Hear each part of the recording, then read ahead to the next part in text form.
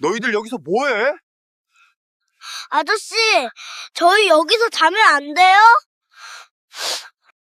영하 18도의 한겨울밤, 정호는 자신의 귀를 의심했습니다. 손전등을 비추자 10살짜리 여자아이가 두 손을 모으고 애원하고 있었어요. 그 뒤로 5살짜리 쌍둥이가 겁에 질린 눈으로 벌벌 떨고 있었습니다. 계집에서요, 하루만요. 동생들이 죽을 것 같아요. 제발요. 정호는 심장이 멎는 줄 알았어요. 아이들의 입술은 시퍼렇게 질려 있었고 쌍둥이의 볼에는 얼어붙은 눈물 자국이 선명했습니다. 도대체 이 아이들에게 무슨 일이 있었던 걸까요? 사연 시작 전 구독과 좋아요를 눌러주시면 그곳에 행복이 가득하길 바라겠습니다. 영하 18도. 기상청은 연일 한파 특보를 쏟아냈고 서울의 12월은 살을 애는 칼바람으로 뒤덮여 있었습니다. 35살 한정호. 35살 한정호. 7년 전 교통사고로 아내가 병원에 실려가는 혼란 속에서 3살배기 딸 하은이가 사라졌습니다.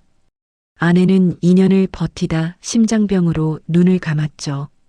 남은 건 텅 빈 저택과 아무것도 지키지 못했다는 죄책감뿐이었어요. 오늘도 다르지 않았습니다. 차에서 내린 정호의 어깨는 눈발의 무게보다 더 무겁게 처져 있었어요. 영하 18도의 칼바람이 볼을 핥히고 코끝이 시렵게 얼어붙었지만 그는 멍하니 서 있을 뿐이었습니다. 살을 애는 추위가 온몸을 파고들어도 크게 느껴지지 않았어요. 그의 마음이 더 차가웠으니까요. 핏기 없는 얼굴, 초점 잃은 눈동자. 35이라기엔 너무 지쳐 보이는 남자가 저택을 향해 발을 질질 끌었습니다. 대문을 열고 마당으로 들어서는데 문득 발이 멈췄습니다. 소리내면 안 돼. 정호의 눈이 번쩍 뜨였어요. 환청인가 싶었습니다. 바람 소리에 섞인 착각이겠거니 했죠. 하지만 고개를 돌리는 순간 심장이 쿵 하고 내려앉았습니다. 마당 저편 7년째 방치된 낡은 계집. 그 앞에서 무언가가 꿈틀거렸어요. 눈 쌓인 어둠 속에서 검은 덩어리가 움찔하며 몸을 더 작게 웅크렸습니다. 정호의 발걸음이 빨라졌어요. 눈밭을 헤치며 다가가는데 덩어리가 셋으로 나뉘는 게 보였습니다. 하나가 아니었어요. 서로를 껴안고 바들바들 떨고 있는 건 세상에 아이들이었습니다. 가장 큰 아이가 정호의 인기척을 느끼고 고개를 번쩍 들었어요. 눈이 마주치는 순간 아이가 두 작은 아이를 더 세게 끌어안으며 몸을 뒤로 뺐습니다. 숨으려는 듯, 아니 지키려는 듯. 정호는 숨이 턱 막혔죠. 눈과 먼지가 뒤범벅된 옷, 파랗다 못해 검게 질린 입술, 그리고 공포와 간절함이 뒤섞인 눈동자. 10살쯤 되어 보이는 여자아이가 정호를 똑바로 올려다보고 있었습니다. 정적이 흘렀어요. 칼바람마저 멈춘 듯한 침묵. 아저씨, 계집에서 하룻밤만 자게 해주세요. 작지만 또렷한 목소리가 얼어붙은 공기를 갈랐습니다. 정호는 귀를 의심했어요. 계집이라고요? 영하 18도에? 하지만 아이의 눈에는 장난기 같은 건 없었습니다. 거절당하는 것에 익숙한 사람만이 가질 수 있는 체념이 서려 있었죠. 뭐라고? 정호의 목소리가 갈라졌습니다. 바람만 피할게요. 아침 되면 바로 갈게요. 제발이요. 바로 그때 품에 안긴 가장 어린 여자아이가 신음했어요. 언니 추워. 너무 추워. 5살쯤 되어 보이는 쌍둥이의 입술이 검게 변해 있었습니다. 정호의 가슴팍 어딘가에서 무언가가 꿈틀했어요. 7년 전 똑같이 추운 밤이 스쳤습니다. 혼란 속에서 사라진 3살배기 딸. 그런데 지금 이 아이의 눈을 바라보는 순간 얼어붙은 무언가가 갈라지는 소리가 들렸어요. 계집은 안 돼. 아이의 얼굴에 실망이 스쳤습니다. 네, 죄송해요. 바로 갈게요. 하지만 정호의 다음 말이 아이를 멈춰 세웠죠. 집안에서 자야지. 따라와. 아이의 눈이 휘둥그레졌어요. 정말이요? 정호는 대답 대신 현관으로 발걸음을 돌렸습니다. 문이 열리는 순간 안쪽에서 다급한 발소리가 들려왔어요. 사장님, 이게 무슨 일이십니까? 40년 넘게 이 집을 지켜온 가정부 은숙이었습니다. 그녀의 눈이 정호 뒤에 새 아이를 발견하고 휘둥그레졌죠. 마당에 있었어. 정호의 대답은 그게 전부였어요. 하지만 은숙은 아이들의 처참한 모습을 보자마자 움직이기 시작했습니다. 눈과 먼지로 범벅이 된 옷, 찢어진 신발, 얼어붙은 손. 아이고, 이 추운 밤에. 이리 와, 어서. 은숙이 가장 어린 아이를 안아들었어요. 얼음장 같은 체온에 얼굴이 굳어졌지만 곧 침착하게 지시했죠. 사장님, 보일러 온도 올려주세요. 저체온증 올 것 같아요. 아이들의 옷을 갈아입히고 거실로 안내하는 동안 은숙은 부엌에서 죽을 끓여왔습니다. 따뜻한 호박죽 냄새가 퍼졌어요. 천천히 먹어. 쌍둥이 남자아이가 죽그릇을 향해 손을 뻗다가 멈칫했습니다. 언니의 눈치를 살피는 거였죠. 먹어, 민준아. 허락이 떨어지자 아이가 숟가락을 들었어요. 처음에는 조심스럽던 손놀림이 점점 빨라졌습니다. 배가 고팠던 거죠. 아주 많이. 그런데 가장 큰 아이는 숟가락을 들지 않았어요. 왜 안 먹어? 서연이 고개를 들었습니다. 동생들이 다 먹고 남으면 그때 먹을게요. 거실의 공기가 얼어붙었어요. 10살짜리가 할 말이 아니었습니다. 정우의 눈빛이 흔들렸죠. 많이 만들었어. 내 것 먹어. 서연이 경계와 감사가 뒤섞인 눈으로 정우를 바라봤어요. 친절의 의도를 읽어내려는 듯한 날카로운 시선. 하지만 곧 배고픔이 이겼습니다. 천천히 숟가락을 드는 순간 아이의 어깨가 미세하게 떨렸어요. 은숙이 조심스럽게 물었습니다. 이름이 뭐니? 윤서연이요. 이 애들은 민준이랑 민서예요. 부모님은? 서연의 숟가락이 멈췄어요. 잠깐의 침묵 후 담담한 대답이 돌아왔습니다. 없어요. 그 두 글자에 담긴 무게를 아무도 측량할 수 없었죠. 아이들이 죽을 다 먹을 때쯤 쌍둥이들의 눈꺼풀이 스르르 내려앉았어요. 서연이 동생들을 부축하며 일어섰습니다. 갈게요. 감사했어요. 어디로? 밖에요. 날 밝으면 다른 곳 찾아볼게요. 은숙이 소리쳤어요. 밖이 영하 18도야. 나가면 죽어. 서연의 표정이 변하지 않았습니다. 괜찮아요. 저희 이런 거 익숙해요. 그 말이 정호의 가슴을 후벼 팠어요. 익숙하다고요. 죽을 고비를 넘기는 게 익숙하다고요. 오늘은 여기서 자. 서연이 믿을 수 없다는 눈으로 올려다봤습니다. 정말요? 방이 남으니까. 정호 자신도 왜 이런 말을 하는지 몰랐어요. 7년간 누구도 들이지 않던 집에 처음 보는 아이 셋을 들이다니. 하지만 이 아이들을 밤길로 내보내는 건 불가능했습니다. 은숙이 아이들을 손님방으로 안내했어요. 서연이 방으로 들어가기 전 문 앞에서 멈춰 정호를 돌아봤습니다. 고마워요, 아저씨. 오늘 처음이에요. 계집 말고 진짜 집에서 자는 거. 그 말이 정호의 심장을 관통했어요. 문이 닫히고 정호는 한참을 그 자리에 서 있었습니다. 가슴 어딘가에서 7년간 얼어붙어 있던 무언가가 미세하게 갈라지는 소리가 들렸죠. 은숙이 조용히 다가왔어요. 사장님, 저 아이들 뭔가 예사롭지 않아요. 정호가 천천히 고개를 끄덕였습니다. 확실한 건 하나뿐이었어요. 오늘 밤 이 집에 7년 만에 처음으로 아이의 숨소리가 스며들었다는 것. 다음 날 아침 정우는 평소보다 일찍 눈을 떴습니다. 아니, 사실 제대로 잠들지 못했어요. 손님방에서 자고 있을 새 아이 때문에 밤새 뒤척였거든요. 7년 만에 처음으로 이 집에 다른 숨소리가 있다는 사실이 너무 낯설었습니다. 거실로 나온 정호는 소파에 앉아 커피를 홀짝였어요. 마음을 열 생각은 없었습니다. 그저 어젯밤 일이 궁금했을 뿐이죠. 저 아이들은 대체 어디서 온 걸까? 그때 복도 끝에서 작은 발소리가 났습니다. 서연이 조심스럽게 거실로 들어서고 있었어요. 일찍 일어났네. 죄송해요. 저 원래 일찍 일어나요. 동생들 챙겨야 해서요. 정우는 고개만 살짝 저었습니다. 짧은 정적이 흘렀어요.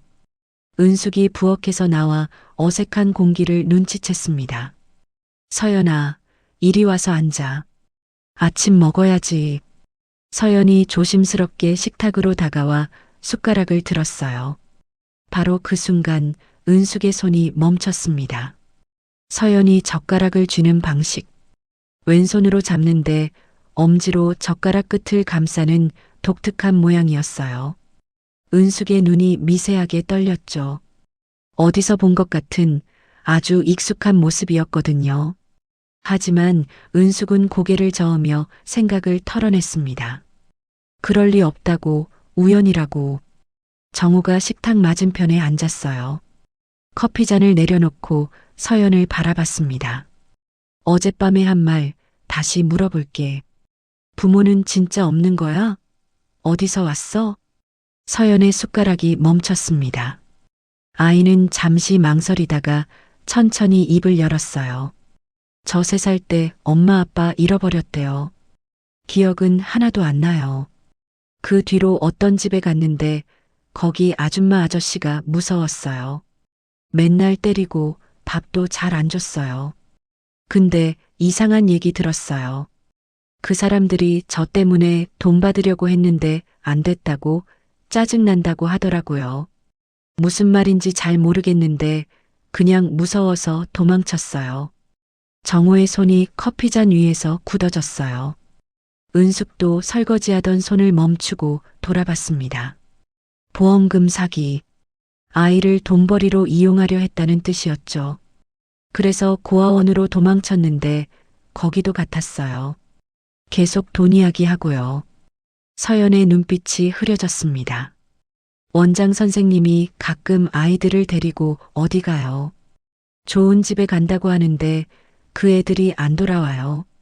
저도 가라고 했는데 가기 싫다고 했더니 원장 선생님이 엄청 화내셨어요. 다음 날 짐 싸서 나가라고 하셨어요. 공기가 얼어붙었습니다. 은숙이 입을 손으로 막았어요. 아이들을 파는 고아원. 서연은 그게 뭔지 정확히 모르는 것 같았지만 본능적으로 무섭다는 건 알았던 거죠. 서연이 고개를 들어 정우를 바라봤습니다. 민준이랑 민서가 울면서 같이 가겠다고 했어요. 걔네 엄마 아빠가 차 사고로 돌아가셨대요. 저만 나가면 걔네도 어디 보내질 것 같아서 어쩔 수 없이 같이 나왔어요. 걔네가 무섭대요. 저도 무서웠고요. 정우는 숨을 삼켰어요. 10살짜리가 동생들을 지키려고 스스로 거리로 나섰다는 거였습니다. 침묵이 길어졌어요.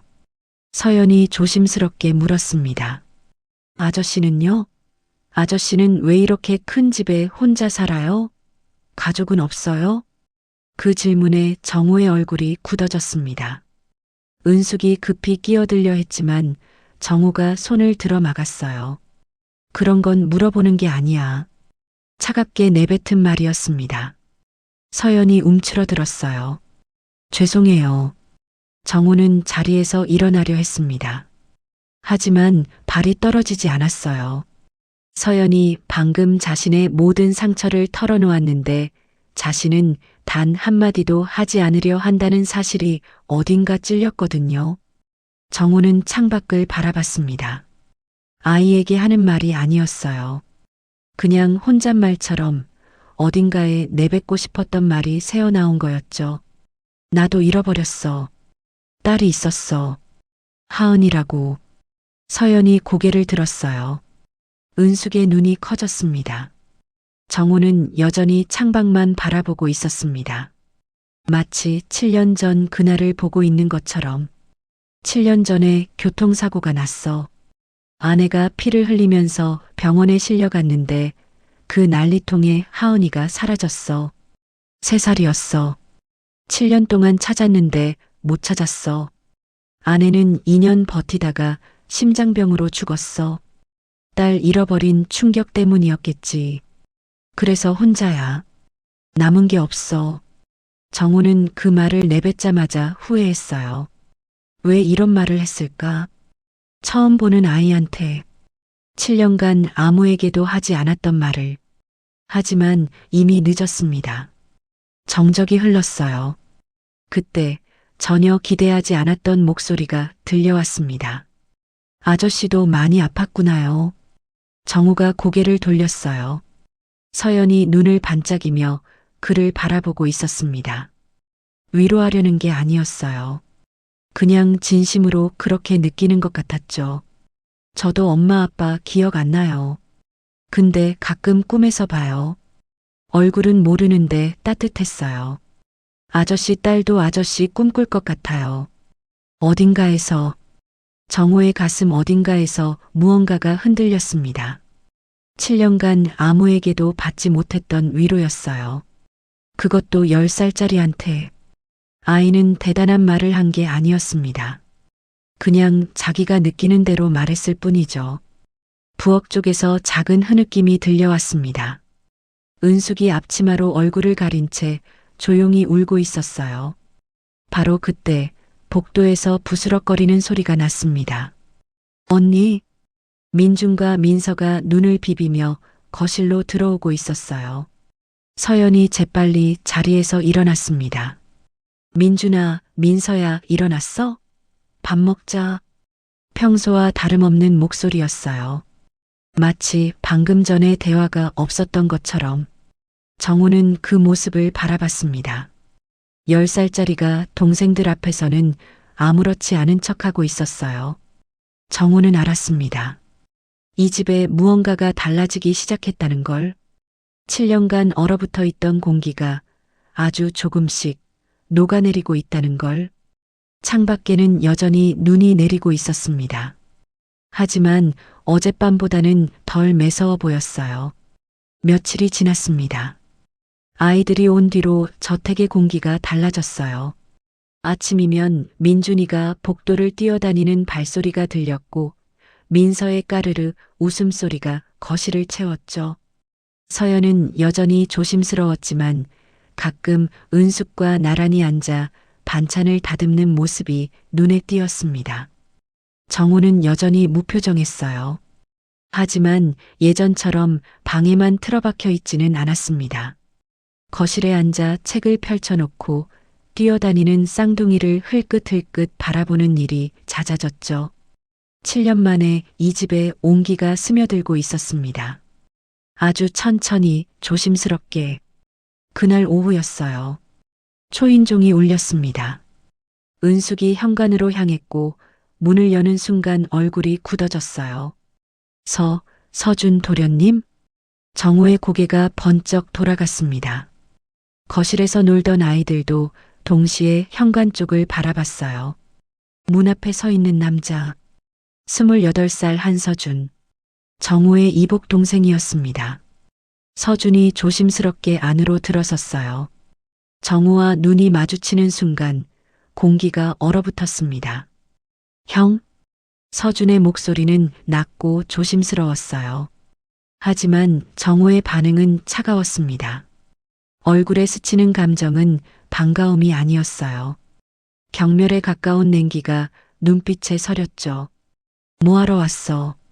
서준이 입술을 깨물었습니다. 형, 할 얘기가 있어서. 잠깐만 시간 좀 내줘.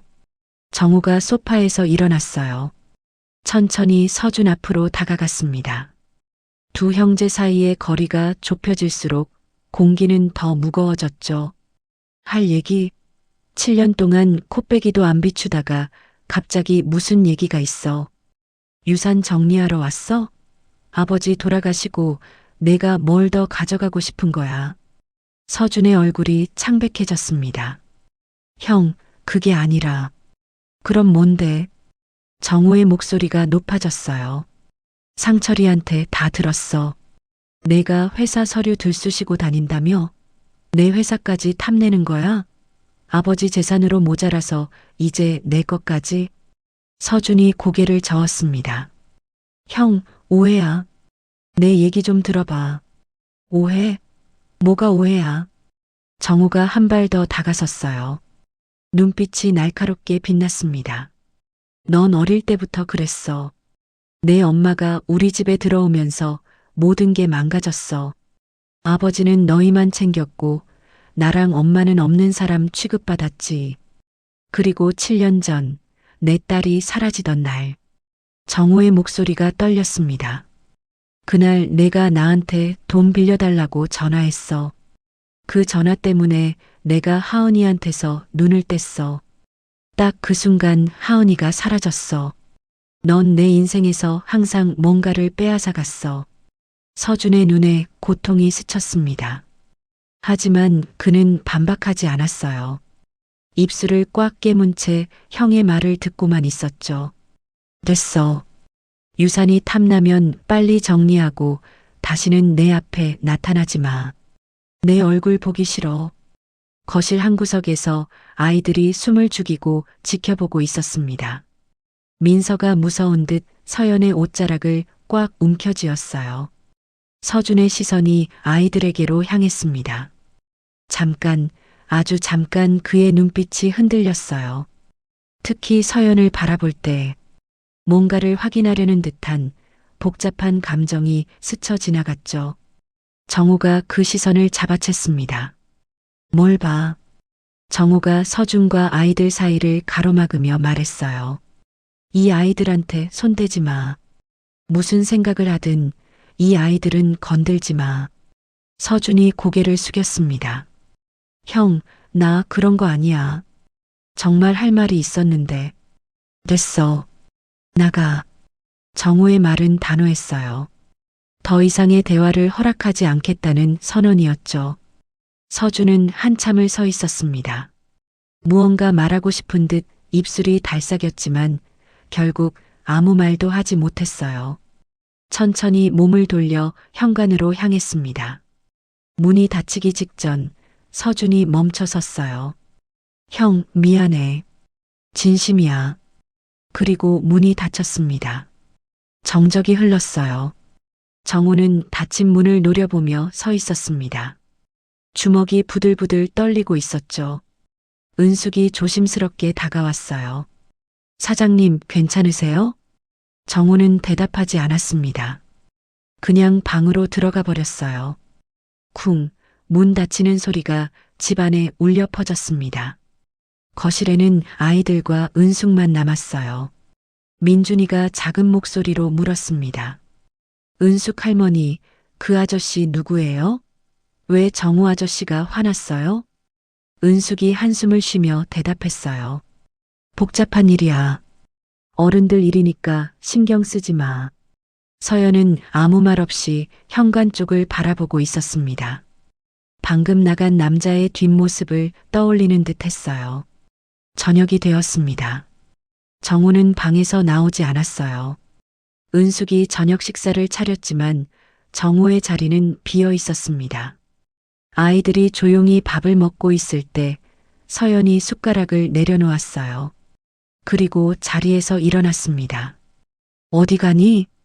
은숙이 물었지만 서연은 대답 없이 복도로 향했어요. 정우의 방 앞에 멈춰서서 조심스럽게 문을 두드렸습니다. 아저씨, 저 서연이에요. 들어가도 돼요? 안에서 아무 대답이 없었어요. 하지만 서연은 물러서지 않았습니다. 한참을 서 있다가 문이 살짝 열렸어요. 정우가 피곤한 얼굴로 서연을 내려다봤습니다. 뭐야? 서연이 고개를 들어 정우를 바라봤어요. 아저씨, 아까 그 삼촌 있잖아요. 정우의 눈이 가늘어졌습니다. 그 사람 얘기는 하지 마. 하지만 서연은 멈추지 않았어요. 저 그 삼촌 눈 봤어요. 나쁜 사람 눈이 아니었어요. 정우가 미간을 찌푸렸습니다. 내가 뭘 안다고. 서연이 조용히 말을 이었어요. 저 나쁜 사람 많이 봤어요. 저를 때렸던 사람들, 고아원에서 무서웠던 사람들. 그 사람들 눈은 차가웠어요. 근데 아까 그 삼촌 눈은 달랐어요. 화난 게 아니라 슬퍼 보였어요. 뭔가 말하고 싶은데 못하는 것 같았어요. 정우는 아무 말도 하지 못했습니다. 10살짜리의 입에서 나온 말이라고는 믿기 힘들었어요. 서연이 작게 덧붙였습니다. 물론 저도 잘 몰라요. 그냥 그렇게 느꼈어요. 그리고 고개를 숙이며 돌아섰어요. 밥 안 드시면 힘들어요. 은숙 할머니가 맛있는 거 많이 만들었어요.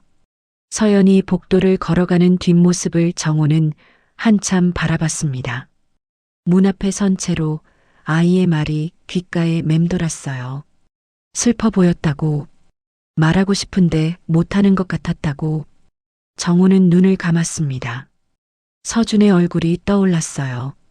아까 아무 말 없이 자신의 분노를 다 받아내던 동생의 표정. 정말 슬퍼 보였을까? 아니면 자신이 보고 싶은 대로 본 걸까? 정우는 고개를 저었습니다. 지금은 생각하고 싶지 않았어요. 하지만 한 가지는 확실했습니다. 이 집에 불청객이 찾아왔다는 것, 그리고 조용하던 일상에 균열이 생기기 시작했다는 것. 창밖에서 바람소리가 들려왔습니다. 눈은 그쳤지만 여전히 차가운 밤이었어요. 그리고 아무도 모르게 저택 밖 어두운 골목에서 서준이 하늘을 올려다보고 있었습니다. 그의 손에는 낡은 서류 봉투가 들려 있었어요. 7년간 모아온 증거들. 형에게 보여주려 했지만 끝내 전하지 못한 것들. 서준의 눈가가 붉어졌습니다. 형, 조금만 기다려. 내가 다 밝혀낼게. 혼잣말이 바람에 흩어졌어요. 그날 밤이었습니다. 정우는 잠을 이루지 못하고 있었어요. 서준과의 일이 머릿속에서 떠나지 않았거든요. 새벽 2시가 넘어서야 겨우 눈을 붙이려는데 복도에서 희미한 소리가 들려왔습니다. 기침 소리였어요. 콜록콜록 작지만 거친 기침. 정우가 눈을 떴습니다. 조심스럽게 방을 나서자 복도 끝에서 은숙이 손님방 앞에 서 있었어요. 걱정스러운 얼굴이었습니다. 무슨 일이야? 은숙이 고개를 돌렸어요. 서연이가 열이 나요. 아까부터 기침을 하더니 지금은 많이 뜨거워요. 정우의 발걸음이 빨라졌습니다. 손님방 문을 살짝 열자 서연이 이불을 덮은 채 힘겹게 숨을 쉬고 있었어요. 얼굴이 벌겋게 달아올라 있었습니다. 콜록콜록 또다시 기침이 터져나왔죠. 독감인 것 같아요. 며칠간 밖에서 지내다가 긴장이 풀리니까 한꺼번에 온 것 같아요. 은숙의 목소리가 안타까움으로 가득했습니다.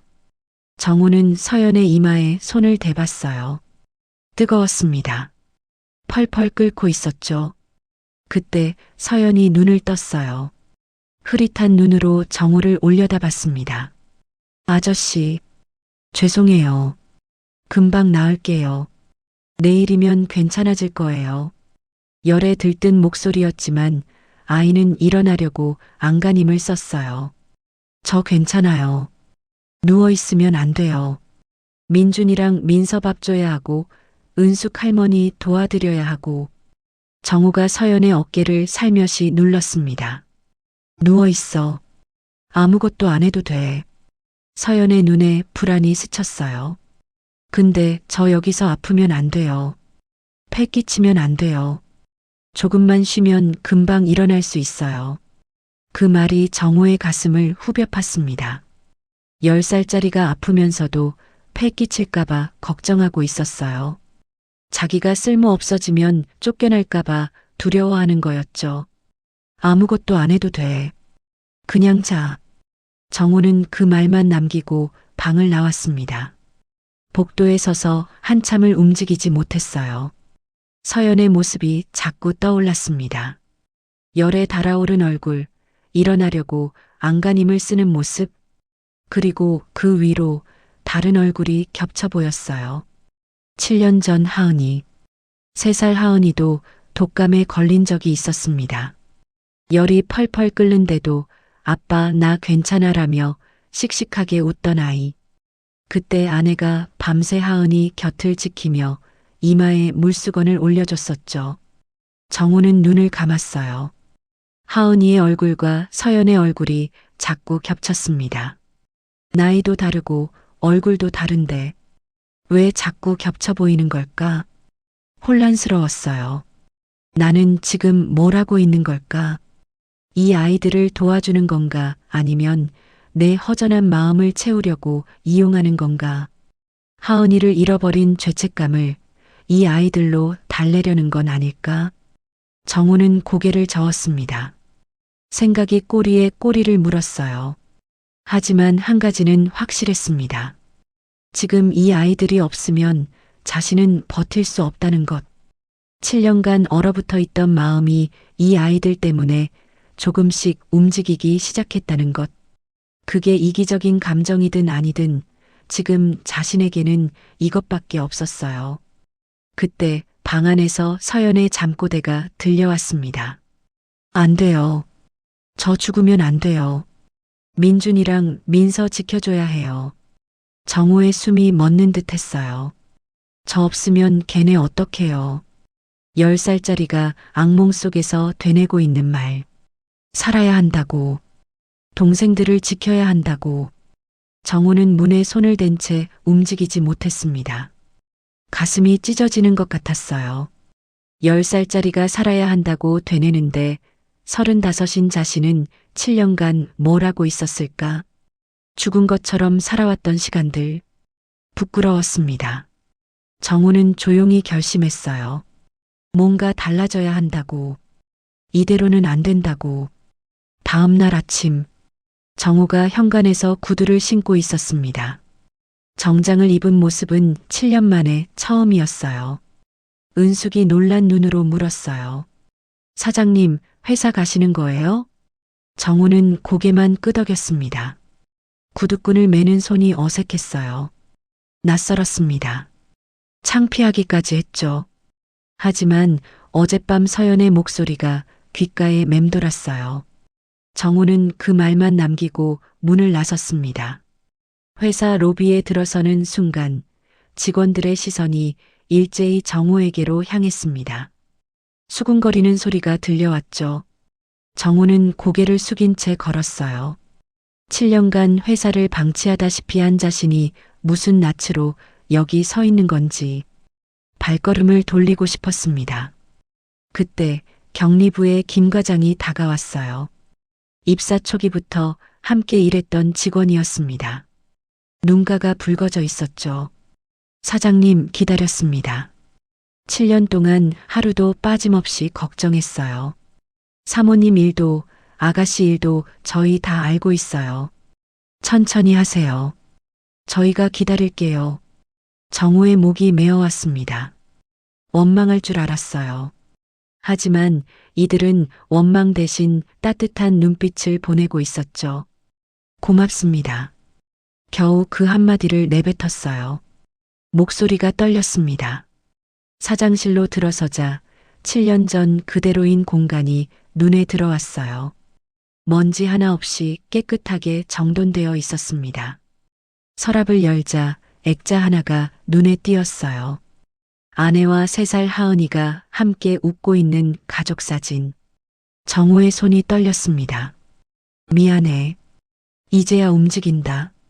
바로 그때 문이 열렸어요. 사장님 오셨군요. 전무 오상철이었습니다. 입가에 미소를 띠고 있었지만 눈빛은 차가웠어요. 갑자기 출근하셔서 다들 놀랐습니다. 몸 상태는 괜찮으신 거예요? 정우가 책상 위의 서류들을 훑어봤습니다. 최근 결제 내역 좀 볼 수 있을까? 상철의 손이 움찔했어요. 그건 제가 정리해서 보고 드릴게요. 갑자기 다 보시면 복잡하실 테니까요. 정우가 상처를 바라봤습니다. 뭔가 이상한 느낌이 스쳤어요. 하지만 지금은 넘어가기로 했죠. 상철이 문을 닫고 나갔습니다. 복도를 걸으며 그의 얼굴에서 미소가 사라졌어요. 사무실에 돌아온 상철은 급하게 서류철을 뒤지기 시작했습니다. 귀찮게 됐군. 낮게 중얼거리며 정우가 보면 안 되는 서류들을 재빨리 가방에 쑤셔 넣었어요. 그의 눈빛에는 초조함이 가득했습니다. 퇴근 무렵 정우는 백화점에 들렀습니다. 아동복 매장 앞에서 한참을 서성였어요. 어떤 걸 사야 할지 몰랐습니다. 10살 여자아이랑 5살 쌍둥이요. 따뜻한 옷으로 골라주세요. 쇼핑백 3개를 들고 저택으로 돌아왔을 때 서연이 거실에 앉아 있었어요. 아직 얼굴이 창백했지만 억지로 일어난 모습이었습니다. 정우가 쇼핑백을 내려놓았어요. 이거 너희 거야. 추울 것 같아서. 서연의 눈이 커졌습니다. 쇼핑백 안을 들여다보더니 손사래를 쳤어요. 아저씨, 이거 너무 비싼 거 아니에요? 저희가 이런 거 받으면 안 돼요. 저 대신 집안일 할게요. 설거지도 하고 청소도 하고 뭐든 할 수 있어요. 서연의 목소리가 다급해졌습니다. 저 쓸모 있어요. 일 잘해요. 그러니까 내쫓지 마세요. 정우의 가슴이 저렸어요. 이 아이는 뭔가를 받으면 반드시 대가를 치러야 한다고 생각하는 거였습니다. 그래야 여기 있을 자격이 생긴다고. 아무것도 안 해도 돼. 그냥 받아. 서연이 고개를 숙였어요. 손이 떨리고 있었습니다. 근데 저 아무것도 안 하면 여기 있으면 안 되잖아요. 정우는 서연을 바라봤습니다. 그 순간 또다시 하은이의 얼굴이 겹쳐 보였어요. 당황스러웠습니다. 나는 지금 서연을 보고 있는 걸까? 하은이를 보고 있는 걸까? 정우는 눈을 감았어요. 혼란스러웠습니다. 하지만 이내 눈을 떴죠. 지금 중요한 건 그게 아니었어요. 눈앞에 떨고 있는 이 아이가 중요했습니다. 여기 있어도 돼. 아무것도 안 해도. 서연의 눈가가 붉어졌어요. 입술을 깨물며 고개를 숙였습니다. 감사합니다. 작은 목소리였지만 진심이 담겨 있었어요. 창밖으로 해가 지고 있었습니다. 노을빛이 거실을 물들였어요. 정우는 서연을 바라보며 생각했습니다. 이 아이들로 내 마음을 채우는 게 이기적인 일인지도 모른다고. 하지만 지금 자신이 버틸 수 있는 건 이것뿐이라고. 7년 만에 작은 변화. 하지만 그 작은 변화가 모든 것을 바꿔놓을 시작이라는 걸 아직 아무도 몰랐습니다. 며칠 뒤 한성건설 본사. 서준이 회사 로비의 모습을 드러냈습니다. 검사 신분증을 보여주며 자료실로 향했어요. 7년 전 회계 서류를 열람하기 위해서였죠. 자료실 직원이 서류철을 가져다 주는 동안 서준은 조용히 기다렸습니다. 그의 눈빛은 날카로웠어요. 오상철의 비리 증거를 찾기 위한 조사. 7년간 끈질기게 추적해온 일이었습니다. 그런데 복도 끝에서 누군가 서준을 지켜보고 있었어요. 오상철이었습니다. 상철의 눈이 가늘어졌어요. 서준이 무엇을 찾고 있는지 짐작이 갔습니다. 입꼬리가 실룩거렸죠. 재밌군. 상철이 돌아서서 사장실로 향했습니다. 문을 열고 들어서자 정우가 책상에 앉아 서류를 검토하고 있었어요. 사장님, 잠깐 보고 드릴 게 있습니다. 정우가 고개를 들었어요. 뭔데? 상철이 천천히 다가왔습니다. 얼굴에는 걱정스러운 표정을 띠고 있었지만 눈빛은 차갑게 빛났어요. 서준 씨가 지금 자료실에서 회사 서류를 뒤지고 있습니다. 7년 전 회계 자료를 달라고 했더군요. 검사 직권을 이용해서요. 정우의 손이 멈췄습니다. 눈빛이 흔들렸어요. 서준이가? 네. 제가 보기에는 회사의 약점을 찾으려는 것 같습니다. 사장님께서 다시 회사에 나오시니까 뭔가 서두르는 것 같아요. 상철이 한숨을 쉬며 덧붙였어요. 말씀드리기 조심스럽지만 지난번에도 말씀드렸잖아요. 서준 씨가 회사 주변을 어슬렁거린다고. 저는 처음부터 이상했습니다. 사장님 회사를 노리고 있는 게 아닌가 싶어요. 정우의 얼굴이 굳어졌습니다. 주먹이 떨리기 시작했어요. 오늘 저녁 서준이를 집으로 부르게. 그날 저녁 저택. 서준이 현관에 들어섰습니다. 거실에는 정우가 서 있었어요. 그리고 그 옆에 처음 보는 남자가 함께 있었죠. 40살쯤 되어 보이는 양복을 깔끔하게 차려입은 남자였습니다. 서연은 민준, 민서와 함께 소파 뒤편에서 조용히 지켜보고 있었어요. 은숙이 아이들 곁에 서서 불안한 표정을 짓고 있었습니다. 서준이 정우를 바라봤어요. 형, 부르셨다고 해서 왔어. 정우의 표정은 돌처럼 굳어 있었습니다. 차가운 시선이 서준을 꿰뚫었어요. 회사에서 뭘 찾고 있었어? 서준의 눈이 미세하게 흔들렸습니다. 그의 시선이 상철에게로 향했어요. 상철은 걱정스러운 표정을 짓고 있었지만 서준은 그 눈빛 속에 숨겨진 것을 알아챘습니다.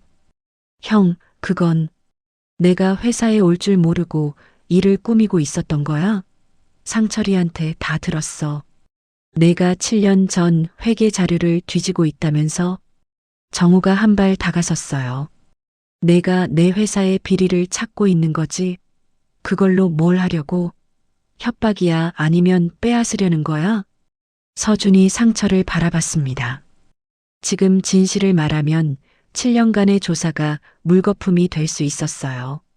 상철이 증거를 인멸할 시간을 주는 셈이었죠. 서준은 입을 다물었습니다. 형, 오해야. 나중에 다 설명할게. 오해? 내가 검사 직권으로 내 회사 서류를 뒤지는 게 오해야? 정우가 서준의 멱살을 잡았어요. 상철이 놀란 척 다가왔습니다. 사장님, 진정하세요. 하지만 정우는 멈추지 않았어요. 넌 어릴 때부터 그랬어. 내가 오면서 이 집의 불행이 시작됐어. 그리고 7년 전 하은이까지 사라졌어.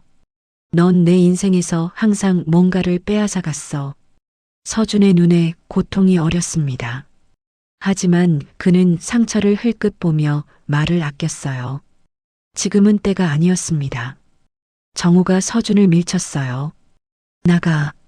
다시는 내 앞에 나타나지 마. 서준이 비틀거리며 뒷걸음질 쳤습니다. 민준이가 서연의 옷자락을 잡아당겼어요. 언니, 무슨 일이야? 왜 저 아저씨들 싸워? 민서도 겁먹은 얼굴로 서연에게 바짝 붙었습니다. 무서워, 언니. 은숙이 재빨리 아이들 앞으로 나섰어요. 얘들아, 방으로 가자. 어른들 일이야. 보면 안 돼. 서연이 고개를 저었습니다. 할머니, 저 서준 삼촌 나쁜 사람 아닌 것 같아요. 정우 아저씨한테 말해야 해요. 서준 삼촌 눈이 슬퍼 보였어요. 제 말 좀 들어주세요. 은숙이 서연의 어깨를 잡았어요. 서연아, 지금은 안 돼. 사장님이 화가 많이 나셨어. 나중에 말하자. 지금은 들어가 있어. 은숙이 새 아이를 데리고 복도로 향했습니다. 서연은 뒤돌아보며 거실을 바라봤어요. 서준이 현관으로 걸어가는 뒷모습이 보였습니다. 문 앞에서 서준이 멈춰 섰어요. 돌아보며 말했습니다. 형, 미안해. 언젠가 알게 될 거야. 그리고 문이 닫혔습니다. 은숙이 아이들을 손님방에 들여보냈어요. 여기서 나오면 안 돼, 알았지? 할머니가 다시 올 때까지 조용히 있어. 문이 닫혔습니다. 서연은 창문 쪽으로 다가갔어요. 거실에서는 상철이 정우의 어깨에 손을 올리고 있었습니다. 사장님, 괜찮으세요? 제가 옆에서 지켜볼게요. 저만 믿으세요. 정우가 지친 얼굴로 고개를 끄덕였어요. 상철이 현관으로 향했습니다. 문을 열고 나서자 밖에서 비서가 기다리고 있었어요. 상철의 얼굴에서 가면이 벗겨졌습니다.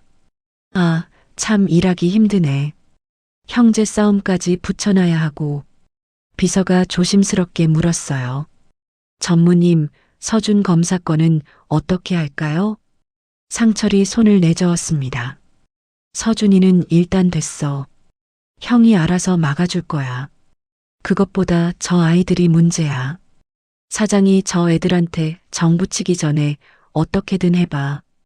고아원에 연락해서 데려가게 하든 뭐든 해. 서연의 심장이 철렁 내려앉았어요. 창문 틈으로 그 대화가 다 들렸거든요. 아이들을 어떻게든 해봐. 고아원에 연락해서 데려가게 하든. 서연의 머릿속에 고아원 원장의 얼굴이 떠올랐습니다. 아이들을 어디론가 보내던 그 사람. 보내고 나면 돌아오지 않던 아이들. 무서웠던 기억이 한꺼번에 밀려왔어요. 저 아저씨도 그런 사람이야. 서연은 창문에서 물러났습니다. 손이 떨리고 있었어요. 민준과 민서가 걱정스러운 눈으로 바라봤습니다. 언니, 왜 그래? 무슨 일이야? 서연은 억지로 미소를 지었어요. 아니야, 아무것도 아니야. 하지만 마음속에서는 경고음이 울리고 있었습니다. 저 아저씨는 위험해. 웃고 있었는데 무서웠어. 고아원 원장님이랑 똑같은 느낌이야. 서연은 동생들을 꼭 끌어안았어요. 우리 여기서 쫓겨나면 안 돼. 어떻게든 버텨야 해. 창밖으로 상철의 차가 어둠 속으로 사라지는 게 보였습니다. 그리고 저택 대문 앞에는 여전히 서준이 서 있었어요. 저택을 바라보며 떠나지 못하고 슬픔이 가득한 얼굴로 서연은 그 모습을 한참 바라봤습니다. 저 삼촌은 분명 나쁜 사람이 아니야. 근데 저 웃는 아저씨는 무서워. 10살짜리의 직감은 정확했습니다. 하지만 아직 아무도 그 직감을 믿어주지 않았어요. 밤이 깊어갔습니다. 저택 안에는 불안한 공기가 감돌았어요. 그리고 누구도 모르게 폭풍이 다가오고 있었습니다. 그날 오후 하늘이 갑자기 어두워지기 시작했습니다. 먹구름이 저택 위로 몰려왔어요. 바람이 거세지더니 창문이 덜컹거렸습니다. 그리고 첫 번째 번개가 하늘을 갈랐어요. 쾅! 천둥 소리가 집을 뒤흔들었습니다. 민준이가 소파에서 벌떡 일어났어요. 얼굴이 하얗게 질려 있었습니다. 언니. 민서도 겁에 질려 두 손으로 귀를 막았어요. 하지만 서연은 보이지 않았습니다. 은숙이 부엌에서 달려왔어요. 아까까지 서연이 거실에 있었는데 어느새 사라져 있었죠. 번개가 다시 번쩍였습니다. 쾅쾅. 천둥 소리가 더 가까워졌어요. 서연아. 은숙이 목청껏 소리쳤습니다. 대답이 없었어요. 손님방, 화장실, 부엌. 어디에도 없었습니다. 정우가 서재에서 뛰어나왔어요. 무슨 일이야? 서연이가 없어요. 갑자기 사라졌어요. 정우의 얼굴이 굳어졌습니다. 심장이 쿵쿵 뛰기 시작했어요. 집 안 곳곳을 뒤졌습니다. 거실, 서재, 다락방. 어디에도 서연은 없었어요. 정우가 복도 한가운데서 멈춰 섰습니다. 숨이 가빠왔어요. 그때 머릿속에서 뭔가 번쩍였습니다. 7년 전 하은이. 3살 하은이도 천둥을 무서워했어요. 번개가 치면 항상 같은 곳으로 도망갔었죠. 아빠 옷장. 정우의 발걸음이 저도 모르게 침실로 향했습니다. 심장이 미친 듯이 뛰고 있었어요. 침실 문을 열었습니다. 어두운 방 안에 번개가 번쩍일 때마다 그림자가 일렁였어요. 정우가 옷장 앞에 섰습니다. 손이 떨렸어요. 천천히 문을 열었습니다. 옷 사이에 웅크린 작은 몸이 보였어요. 서연이었습니다. 아이는 무릎에 얼굴을 파묻고 몸을 잔뜩 웅크린 채 온몸을 떨고 있었어요. 손으로 귀를 틀어막고 눈을 꼭 감고 있었습니다. 새하얀 입술이 파르르 떨렸죠. 서연아. 정우가 조용히 불렀어요. 서연이 천천히 눈을 떴습니다. 눈가에 눈물 자국이 얼룩져 있었어요. 아저씨, 죄송해요. 저 그냥 너무 무서워서 여기가 제일 안전한 것 같았어요. 정우는 말문이 막혔습니다. 하은이도 똑같았어요. 천둥이 치면 울면서 아빠 옷장으로 기어 들어갔었죠. 아빠 여기 있으면 무섭지 않아라면서. 그 모습이 지금 서연과 겹쳐졌습니다. 은숙이 침실로 뛰어들어왔어요. 옷장 안에 서연을 보는 순간 그녀의 얼굴이 창백해졌습니다. 입술이 바들바들 떨리더니 손으로 입을 막았어요. 두 사람의 시선이 마주쳤습니다. 은숙의 눈이 크게 떨리고 있었어요. 정우도 마찬가지였습니다. 공기가 무겁게 가라앉았어요. 설마. 정우가 조심스럽게 손을 내밀었어요. 나와. 여기 있으면 더 무서워. 나랑 같이 있자. 서연이 주저하다가 정우의 손을 잡았습니다. 얼음장처럼 차가운 손이었어요. 쾅! 천둥이 다시 울렸습니다. 서연이 움찔하며 정우의 팔에 매달렸어요. 무서워요. 이 소리 들으면 머리가 하얘져요. 그 한마디가 정우의 가슴을 찔렀습니다. 정우는 망설이다가 조심스럽게 서연을 끌어안았어요. 서툴고 어색한 포옹이었지만 서연은 그 안에서 조금씩 떨림을 멈췄습니다. 한참 후 천둥이 멀어지고 비도 잦아들었어요. 서연이 소파에서 지친 듯 잠들었습니다. 민준과 민서도 서연 곁에 바짝 붙어 누워 있었죠. 정우와 은숙이 부엌에서 마주 섰어요. 두 사람 사이에 무거운 침묵이 감돌았습니다. 은숙이 먼저 입을 열었어요. 목소리가 떨리고 있었습니다. 사장님, 저 서연이를 처음 봤을 때부터 뭔가 이상했어요. 젓가락 쥐는 거요. 왼손으로 엄지를 감싸서 쥐는 거, 그게 제가 하은이한테 가르쳐 준 방법이에요. 3살 때 숟가락 잡기 힘들어해서 제가 그렇게 알려줬거든요. 정우의 숨이 턱 막혔어요. 그때는 우연이라고 생각했어요. 세상에 그런 사람이 얼마나 많겠어요. 근데 오늘 옷장에서 은숙의 목소리가 갈라졌습니다. 하은이도 천둥치면 꼭 사장님 옷장에 숨었잖아요. 똑같은 자세로 똑같이 귀 막고 미친 소리인 거 알아요.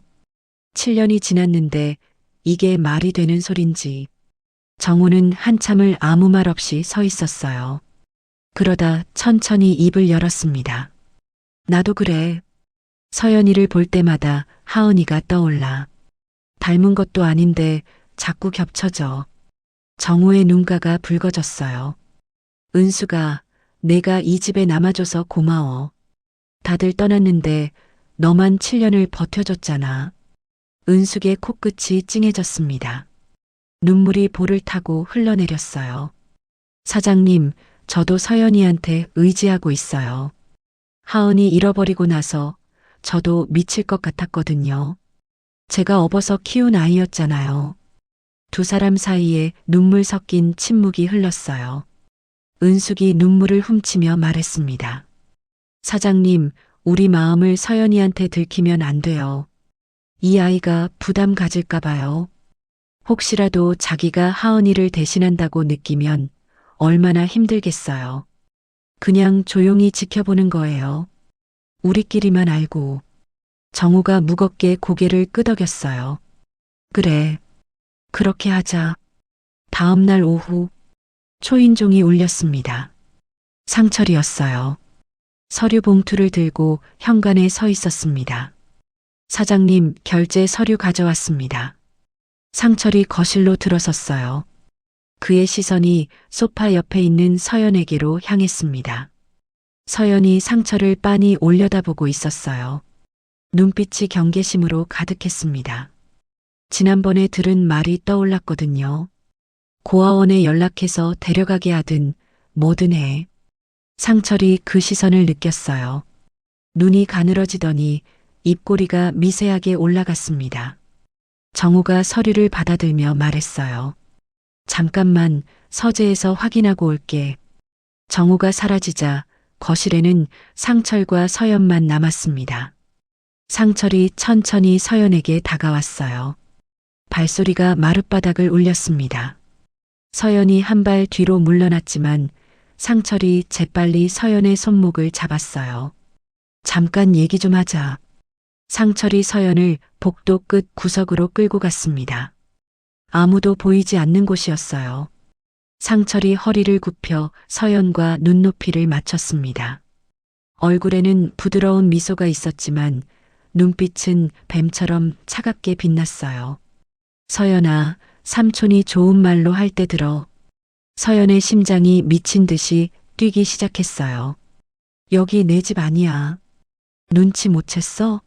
정우 아저씨가 착해서 잠깐 있게 해주는 거야. 오래 있으면 안 돼. 알아서 나가는 게 좋아. 안 그러면 상철이 서연의 턱을 잡아 올렸어요. 손가락에 힘이 들어갔습니다. 쫓겨나게 될 거야. 내가 아니라 내가 내쫓을 거니까. 서연의 눈에 공포가 번졌어요. 하지만 이를 악물고 상철을 똑바로 쳐다봤습니다. 상철의 눈이 더 차가워졌어요. 그리고 이상한 말하고 다니면 안 돼. 지난번에 뭐 들었는지 모르겠지만 아무한테도 말하면 안 돼. 알았어? 삼촌 얘기하면 너랑 동생들 전부 다시 밖으로 나가야 해. 영하 18도에서 계집에서 자던 거 또 하고 싶어? 서연의 온몸이 얼어붙었어요. 그날 밤의 기억이 밀려왔습니다. 살을 애는 추위, 파랗게 질린 민서의 입술, 덜덜 떨던 민준이. 알았어? 상철의 목소리가 칼날처럼 날카로웠어요. 서연이 떨리는 목소리로 대답했습니다. 네. 상철이 일어서며 서연의 머리를 쓰다듬었어요. 마치 착한 아이를 칭찬하듯. 잘 알아들었네. 착하지. 정우가 서재에서 나왔습니다. 상철이 재빨리 현관 쪽으로 돌아섰어요. 사장님, 저 그럼 가볼게요. 문이 닫혔습니다. 서연은 복도 구석에 서서 떨고 있었어요. 손이 바들바들 떨렸습니다. 손목에는 상철이 잡았던 자국이 빨갛게 남아 있었죠. 그날 밤, 서연이 손님방 문을 조용히 닫았어요. 민준과 민서가 이불 위에 나란히 앉아 서연을 올려다보고 있었습니다. 언니, 무슨 일이야? 낮에 저 아저씨랑 뭐 얘기했어? 민준이가 또랑또랑한 눈으로 물었어요. 5살짜리의 눈에도 언니의 표정이 이상해 보였거든요. 서연이 쌍둥이 앞에 쪼그리고 앉았습니다. 민준아, 민서야. 잘 들어. 아이들이 고개를 숙여 서연의 얼굴을 빤히 들여다봤어요. 오늘 온 저 아저씨 있잖아. 양복 입은 아저씨. 저 사람 조심해야 해. 절대로 둘이 있으면 안 돼. 알았지? 민준이의 눈이 커졌어요. 왜? 저 아저씨 웃고 있었는데. 나쁜 사람이야? 서연이 입술을 깨물었어요. 어떻게 설명해야 할지 몰랐습니다. 웃고 있어도 무서운 사람이 있다는 걸 5살짜리가 어떻게 알겠어요. 응, 나쁜 사람이야. 우리 쫓아내려고 해. 민서의 얼굴이 새파랗게 질렸어요. 입술이 파르르 떨리기 시작했습니다. 언니, 우리 또 밖에서 자야 해? 추운 데서? 나 그날 너무 추웠어. 손가락이 없어지는 줄 알았어. 민서의 눈에서 눈물이 뚝뚝 떨어졌어요. 민준이도 코를 훌쩍이며 서연의 옷자락을 움켜쥐었습니다. 언니, 나 무서워. 또 계집에서 자기 싫어. 서연의 가슴이 찢어지는 것 같았어요. 두 팔로 동생들을 꽉 끌어안았습니다. 아니야. 우리 안 나가. 언니가 지킬 거야. 우리 여기서 절대 안 쫓겨나. 그러니까 저 아저씨한테 아무 말도 하면 안 돼. 가까이 가면 안 돼. 알았지? 민준과 민서가 서연의 품에 파묻힌 채 고개를 끄덕였어요. 작은 몸들이 떨리고 있었습니다. 서연은 동생들을 아는 채 창밖을 바라봤어요. 어둠이 저택을 감싸고 있었습니다. 무서웠어요. 하지만 물러설 곳이 없었습니다. 여기서 쫓겨나면 다시 그 지옥 같은 밤으로 돌아가야 했어요. 민준이와 민서를 또다시 그곳으로 데려갈 수는 없었습니다. 버텨야 해. 어떻게든. 10살짜리의 작은 어깨에 너무 무거운 짐이 올라와 있었어요. 하지만 아직 아무도 몰랐습니다. 진짜 폭풍은 이제 막 시작되려 하고 있다는 것을. 며칠 후 오후 상철이 저택에 찾아왔습니다. 손에는 예쁘게 포장된 케이크 상자가 들려 있었어요. 분홍색 리본이 달린 고급스러운 상자였죠. 사장님, 아이들한테 줄 케이크 사왔습니다. 요즘 아이들이 좋아한다는 복숭아 케이크예요. 상철이 환하게 웃으며 상자를 내밀었어요. 정우가 어색하게 받았습니다. 굳이 이런 걸 사오시고. 아이고, 애들이 있으니까 분위기가 달라졌잖아요. 맛있는 거 먹여야죠. 거실에서 민준이와 민서가 케이크 상자를 보고 눈을 반짝였어요. 달콤한 냄새가 상자 밖으로 새어나오고 있었습니다. 우와, 케이크다. 언니 케이크야. 민서가 뛰어오려 했습니다. 바로 그 순간 서연이 번개처럼 움직였어요. 민서의 팔을 확 잡아채며 뒤로 끌어당겼습니다. 안 돼. 날카로운 외침이 거실을 가득 채웠어요. 모두의 시선이 서연에게로 쏠렸습니다. 서연의 얼굴이 새하얗게 질려 있었어요. 입술이 파르르 떨리고 눈에는 공포에 가까운 빛이 어려 있었습니다. 케이크 상자를 마치 뱀이라도 되는 것처럼 노려보고 있었죠. 저거 먹으면 안 돼요. 절대로요. 정우가 의아한 표정으로 물었어요. 왜 그래? 케이크잖아. 무슨 일 있어? 서연이 세차게 고개를 저었습니다. 온몸이 떨리고 있었어요. 뭔가 무서운 기억이 떠오른 것 같은 얼굴이었습니다. 복숭아예요. 복숭아 들어간 거 먹으면 안 돼요. 상철의 미소가 살짝 굳어졌어요. 복숭아가 왜? 달콤하고 맛있는데. 요즘 애들이 제일 좋아하는 맛이야. 서연이 상철을 똑바로 쳐다봤습니다. 경계심 가득한 눈빛이었어요. 두 주먹을 꽉 쥐고 마치 동생들을 지키려는 듯 민준과 민서 앞에 섰습니다. 서준 삼촌이 그랬어요. 복숭아는 절대 먹지 말라고요. 위험하다고 먹으면 큰일 난다고요. 정우의 얼굴에서 혈기가 빠져나갔어요. 서연이 계속 말했습니다. 목소리가 떨리고 있었지만 또박또박 분명하게. 서준 삼촌이 저한테 여러 번 말했어요. 복숭아 들어간 건 뭐든 먹으면 안 된다고요. 케이크도, 주스도, 요거트도. 혹시 먹으면 바로 말하라고요. 숨 못 쉴 수 있다고, 병원 가야 된다고, 꼭 기억하라고, 잊으면 안 된다고. 그래서 저 절대 안 먹어요. 서준 삼촌이 그렇게 무섭게 말한 적 없었거든요. 공기가 납처럼 무겁게 가라앉았습니다. 정호의 손에서 케이크 상자가 미끄러졌어요. 쿵! 상자가 바닥에 떨어졌습니다. 크림이 터져나와 마룻바닥에 번졌지만 아무도 신경 쓰지 않았어요. 정호는 서연을 바라봤습니다.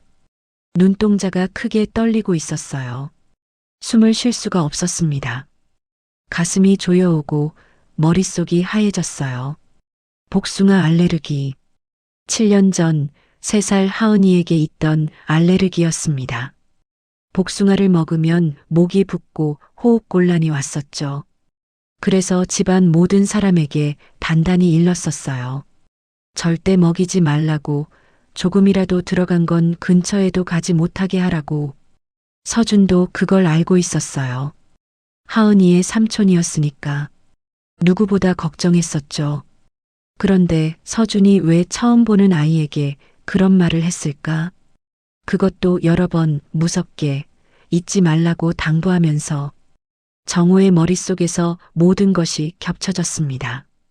왼손으로 젓가락을 쥐던 모습, 엄지로 젓가락 끝을 감싸는 독특한 방식, 은숙이 하은이에게 가르쳐준 방법, 천둥이 치면 아빠 옷장에 숨던 습관, 똑같은 자세로 똑같이 귀를 막고 웅크리던 모습, 그리고 복숭아 알레르기. 세 가지가 동시에 겹쳐졌어요. 우연이라고 하기엔 너무 많았습니다. 너무 정확했어요. 정호의 무릎에서 힘이 빠졌습니다. 그대로 바닥에 주저앉았어요. 손으로 바닥을 짚었지만 몸이 말을 듣지 않았습니다. 사장님, 은숙이 달려왔어요. 하지만 정호의 귀에는 아무 소리도 들리지 않았습니다. 눈앞에 서연이 서 있었어요. 10살짜리 여자아이.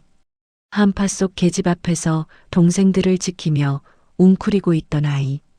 자기가 뭘 잘못했는지 몰라 불안한 눈으로 정호를 바라보고 있는 아이. 정호의 눈에서 눈물이 흘러내렸습니다. 멈출 수가 없었어요. 7년간 꾹꾹 눌러왔던 것들이 댐이 무너지듯 한꺼번에 터져 나왔습니다. 온몸이 부들부들 떨리고 숨이 막혀왔어요. 하은아. 그 이름이 정호의 입에서 새어나왔습니다.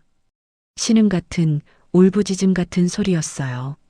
서연이 당황한 얼굴로 정호에게 다가왔어요. 아저씨, 왜 그러세요? 제가 뭘 잘못했어요? 케이크 얘기해서 그런 거예요? 죄송해요. 제가 동생들한테 먹이면 안 될 것 같아서 그랬어요. 서연의 목소리에 불안과 죄책감이 가득했어요. 자기 때문에 정호가 우는 거라고 생각하는 것 같았습니다. 정호가 두 손으로 얼굴을 감쌌어요. 어깨가 심하게 들썩였습니다. 은숙도 눈물을 참지 못하고 있었어요.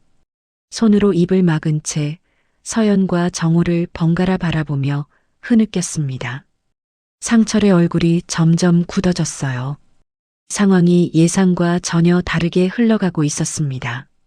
무슨 일이 벌어지고 있는지 감을 잡으려 애썼지만 불안한 기류가 느껴졌죠. 사장님, 괜찮으세요? 갑자기 왜 이러세요? 상철이 다가가려 했습니다. 하지만 은숙이 앞을 가로막았어요. 전무님, 오늘은 돌아가 주세요. 네? 아니, 사장님이 저러시는데 그냥 갈 수가 있습니까? 돌아가 주세요. 은숙의 목소리가 단호했어요. 평소에 부드러운 가정부가 아니었습니다. 눈빛이 서리빨처럼 차갑게 빛나고 있었어요. 상철은 잠시 은숙을 노려보다가 억지로 미소를 만들었어요. 알겠습니다. 푹 쉬세요, 사장님. 상철이 현관으로 향했습니다. 문을 열기 전 어깨 너머로 뒤를 흘끗 돌아봤어요. 그의 눈빛에 불안과 초조함, 그리고 뭔가를 계산하는 듯한 빛이 스쳐 지나갔습니다. 문이 닫혔어요. 서연이 정호 앞에 무릎을 꿇고 앉았습니다. 작은 손으로 정호의 팔을 잡았어요. 아저씨, 울지 마세요. 제가 뭘 잘못했으면 말해주세요. 다 고칠게요. 케이크 먹으라면 먹을게요. 그러니까 울지 마세요. 그 말이 정호의 가슴을 갈기갈기 찢어 놓았습니다. 정호가 고개를 들었어요. 눈물로 범벅이 된 얼굴로 서연을 바라봤습니다. 떨리는 손을 뻗어 서연의 볼을 만졌어요. 너 잘못한 거 없어. 아무것도, 절대 아무것도. 한참 후 정호가 겨우 몸을 일으켰어요. 은숙이 물을 가져왔습니다. 사장님, 은숙의 목소리도 갈라져 있었어요. 이건 확인해 봐야 해요. DNA 검사요. 제가 병원에 연락할게요. 내일 당장 갑시다. 정호가 무겁게 고개를 끄덕였어요. 은숙이 정호의 손을 꼭 잡았습니다. 사장님, 너무 기대하시면 안 돼요. 아닐 수도 있어요. 하지만 이렇게 많은 게 겹치면 확인은 해봐야죠. 7년이에요. 7년이나 찾으셨잖아요. 정호의 눈에서 다시 눈물이 흘러내렸습니다. 7년 동안 전국을 뒤졌어요. 경찰에 신고하고 사설 탐정도 고용하고 그런데 어디에도 없었어요. 죽었을 거라고 생각했어요. 목소리가 끊어졌어요. 근데 지금 바로 눈앞에 있을 수도 있다는 거예요? 그게 말이 돼요? 그날 밤 저택 밖 상철이 어두운 골목에서 전화기를 귀에 대고 있었습니다. 일이 꼬이고 있어. 내일 DNA 검사를 한다더군. 전화기 너머로 다급한 목소리가 들려왔어요. 그 애가 진짜 한정우 딸이면 어떡합니까? 상철의 입꼬리가 일그러졌습니다. 그러니까 문제지. 7년 전에 확실히 처리하라고 했잖아. 그때 그 집에서 보험금 사기치려고 데려간 거 아닙니까? 저도 죽을 줄 알았는데 살아서 도망친 거예요. 상철이 이를 갈았어요.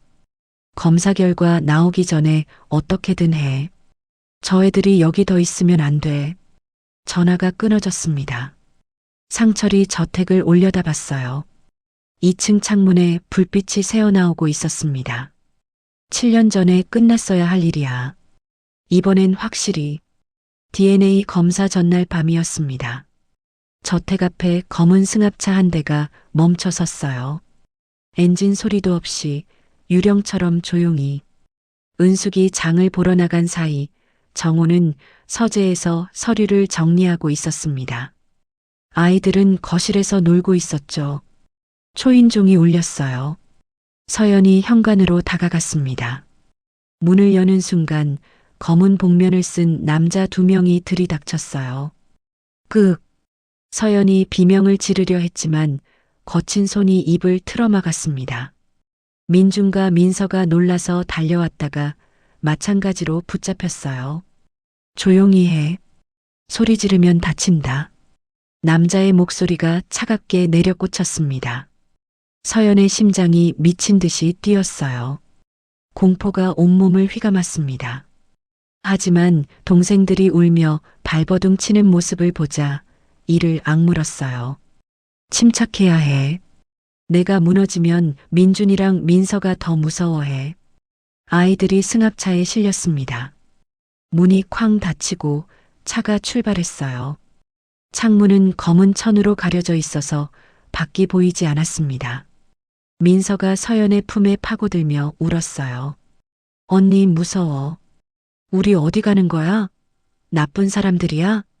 민준이도 얼굴이 새파랗게 질려서 덜덜 떨고 있었습니다. 서연이 두 동생을 꼭 끌어안았어요. 목소리를 최대한 차분하게 유지하려 애썼습니다. 괜찮아. 언니가 있잖아. 무서워하지 마. 조용히 있으면 돼. 삼촌이 우리 찾으러 올 거야. 그때까지 울지 말고 언니 말 꼭 들어야 해. 알았지? 서연의 손이 무의식적으로 머리핀을 만졌어요. 며칠 전 서준이 몰래 건네준 작은 머리핀이었습니다. 나비 모양의 예쁜 핀이었죠. 서연아, 이거 항상 하고 있어. 예쁘지? 근데 이건 그냥 머리핀이 아니야. 혹시 위험한 일이 생기면 삼촌이 이걸로 너 찾을 수 있어. 그러니까 절대 빼지 마. 무슨 일이 있어도. 서준의 얼굴이 그때 얼마나 심각했는지 서연은 또렷이 기억했어요. 서연은 머리핀을 꽉 움켜쥐었습니다. 삼촌이 올 거야. 분명히. 한편 서준의 사무실. 서준이 책상 위에 노트북을 바라보고 있었어요. 화면에 빨간 점이 깜빡이고 있었습니다. GPS 신호였죠. 신호가 움직이기 시작했어요. 빠르게. 서준의 얼굴이 창백해졌습니다. 심장이 쿵쿵거렸어요. 설마. 서준이 전화기를 집어들었어요. 손이 떨렸습니다. 여보세요, 경찰입니까? 한서준 검사입니다. 긴급 상황이에요. 아동 납치가 발생한 것 같습니다. 위치 추적 중이에요. 지금 바로 출동해 주세요. 서준이 자리에서 벌떡 일어났어요. 재킷을 움켜쥐고 문을 박차고 나갔습니다. 기다려. 내가 갈게.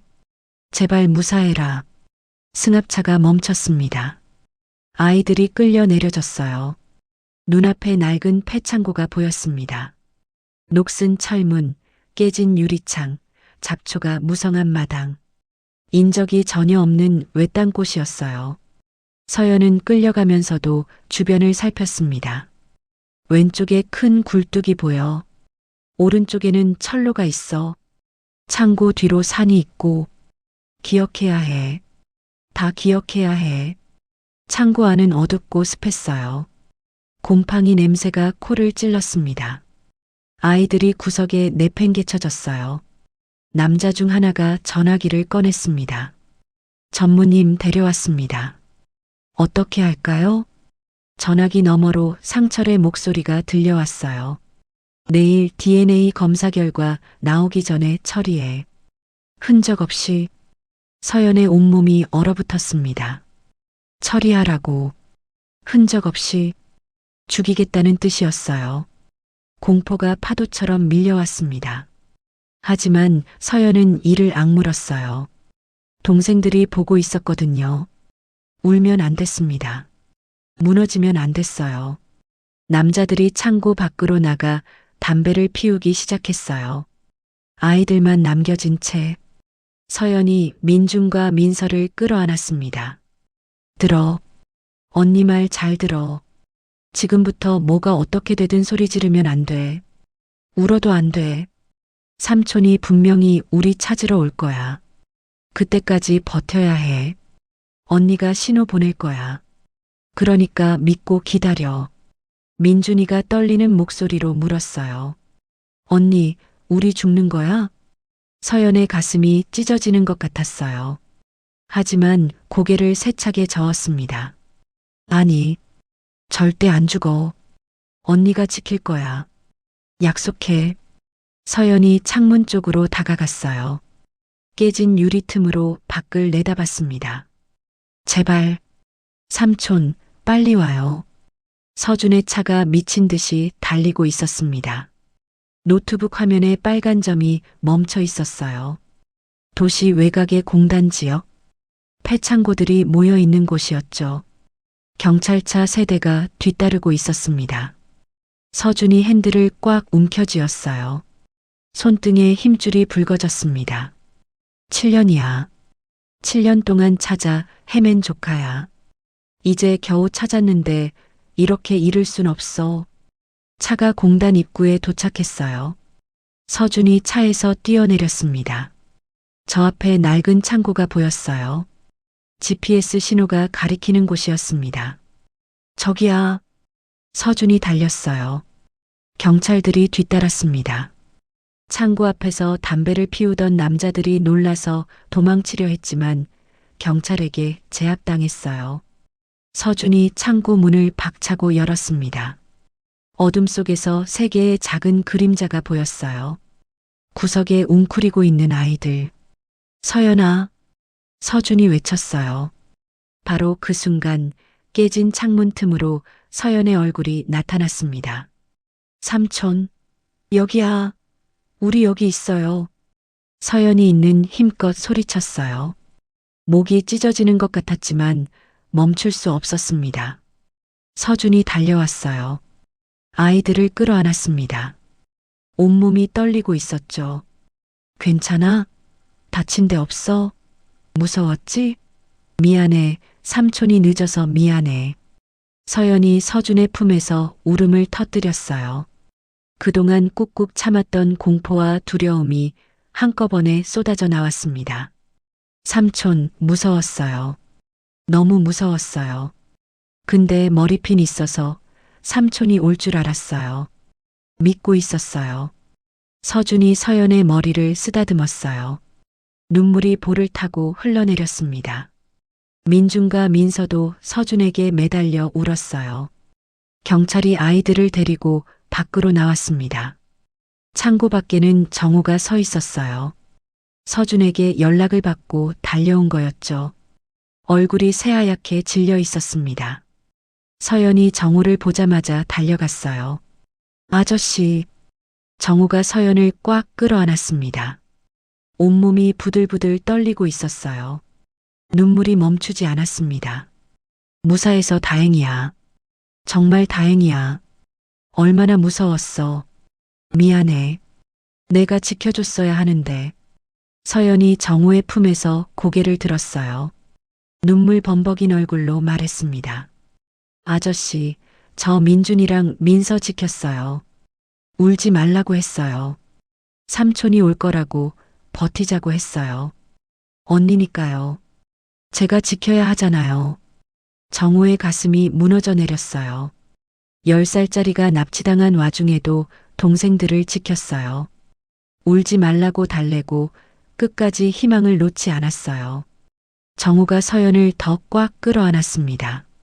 내가 동생들 지켰구나. 대단해. 정말 대단해. 고마워. 서준이 다가왔어요. 정우와 눈이 마주쳤습니다. 형? 정우가 서준을 바라봤어요. 그동안의 오해와 분노가 머릿속을 스쳐 지나갔습니다. 서준아. 정우의 목소리가 떨렸어요. 고마워. 아이들 살려줘서. 서준이 고개를 저었어요. 형, 할 얘기가 많아요. 전부 다. 이제 다 말할게요. 밤하늘에 별이 빛나고 있었습니다. 길고 긴 밤이 끝나가고 있었어요. 하지만 진짜 이야기는 이제 막 시작되려 하고 있었습니다. 납치 사건 다음 날 아침, 정호의 전화기가 쉴 새 없이 울렸습니다.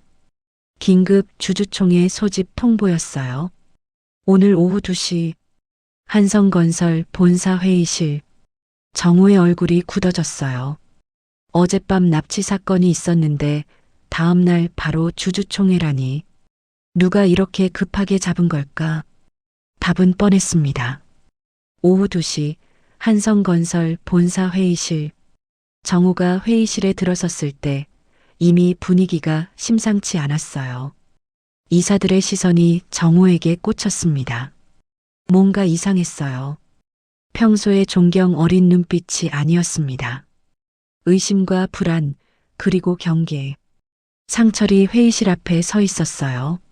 얼굴에는 걱정 어린 표정을 띠고 있었지만 눈빛은 독사처럼 차갑게 빛나고 있었습니다. 사장님 오셨군요. 몸은 좀 괜찮으세요? 어젯밤 그런 끔찍한 일을 겪으셨으니 많이 힘드셨을 텐데 이렇게 나오시다니 정말 대단하세요. 정우는 대답하지 않았습니다. 상철을 노려볼 뿐이었어요. 회의가 시작되었습니다. 상철이 먼저 입을 열었어요. 목소리가 회의실 전체에 울려 퍼졌습니다. 이사님들, 오늘 제가 긴급하게 주주총회를 소집한 이유를 말씀드리겠습니다. 저는 한정호 사장님의 경영권 위임 안건을 상정하고자 합니다. 더 이상 미룰 수 없는 문제입니다. 회의실이 술렁였어요. 정우가 자리에서 벌떡 일어났습니다. 상철 씨, 지금 무슨 소리를 하는 거예요? 상철이 천천히 정우를 향해 돌아섰어요. 얼굴에 슬픔을 가장한 채, 사장님 정말 죄송합니다. 하지만 저는 이 회사를 지켜야 할 의무가 있어요. 더 이상 눈 감고 있을 수가 없습니다. 상철이 이사들을 향해 돌아서며 목소리를 높였습니다. 이사님들, 제가 최근 사장님 곁에서 직접 본 것들을 말씀드리겠습니다. 사장님께서는 7년간 경영에서 완전히 손을 떼셨습니다. 회사 일에는 관심도 없으셨어요.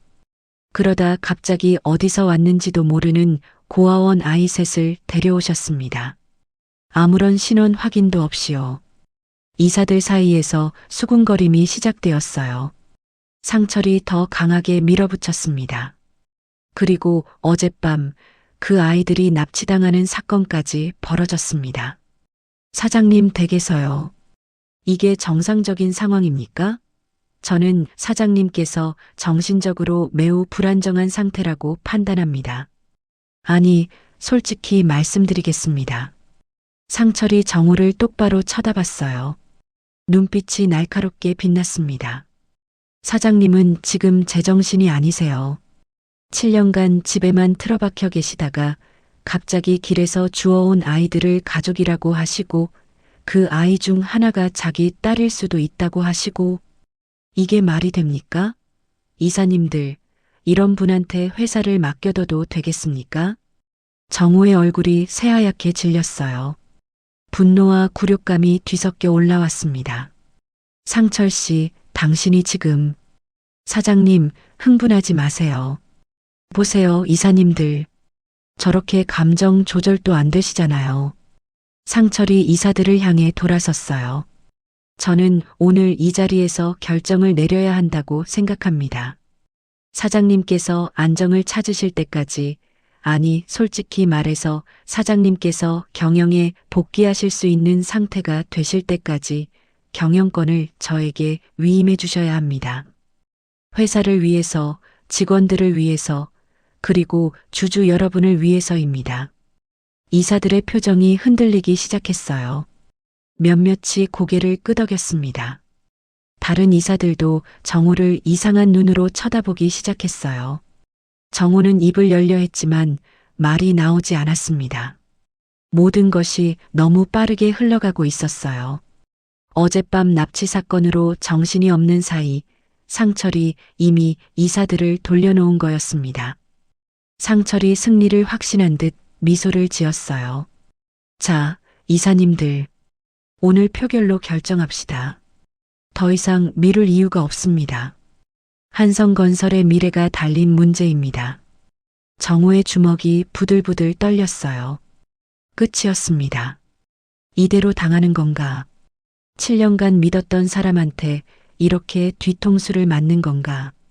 바로 그 순간 회의실 문이 벌컥 열렸습니다. 서준이 두꺼운 서류 봉투를 들고 들어왔어요. 뒤에는 경찰 2명이 따르고 있었습니다. 잠깐만요. 표결 전에 제가 보여드릴 게 있습니다. 상철의 얼굴이 굳어졌어요. 서준이 회의 테이블 위에 서류를 쏟아냈습니다. 수십 장의 문서, 사진, 녹취록, 계좌 이체 내역이 펼쳐졌어요. 이사님들, 저는 한서준 검사입니다. 오늘 이 자리에서 오상철 전무를 살인미수, 횡령, 그리고 아동 유괴 교사 혐의로 고발합니다. 회의실이 얼어붙었어요. 서준이 서류를 하나하나 들어올리며 말했습니다. 여기 있는 건 제가 7년간 수집한 오상철 전무의 비리 증거입니다. 위조 서명으로 체결한 계약서 23건, 회사 자금 횡령 내역 총 54억 원, 그리고 7년 전 교통사고와의 연결고리입니다. 상철의 얼굴에서 핏기가 싹 빠져나갔어요. 7년 전 제 형수님과 조카가 탄 차를 들이받은 트럭 기사. 그 사람한테 돈이 입금됐습니다. 출처를 추적했더니 오상철 전무님 당신 계좌에서 나간 돈이더군요. 그날 사고는 우연이 아니었어요. 당신이 꾸민 거였습니다. 서준이 녹취록을 들어 올렸어요. 트럭 기사의 자백 녹취록입니다. 그리고 어젯밤 납치범들, 당신이 돈으로 입막음하려 했다면서요? 아쉽게도 경찰이 먼저 잡았습니다. 전부 자백했어요. 오상철 전무가 시켰다고. 상철이 뒷걸음질 쳤어요. 얼굴이 일그러졌습니다. 거짓말이야. 이건 조작이야. 서준이가 날 모함하는 거라고. 서준이 정우를 향해 돌아섰어요.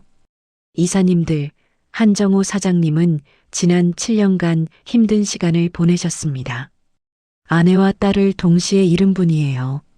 하지만 그 전에 이 회사를 창립 이래 최고 실적으로 이끈 분이기도 합니다. 서준이 서류 한 묶음을 더 꺼냈어요. 그리고 이사님들, 제가 7년간 조사한 결과를 말씀드리겠습니다.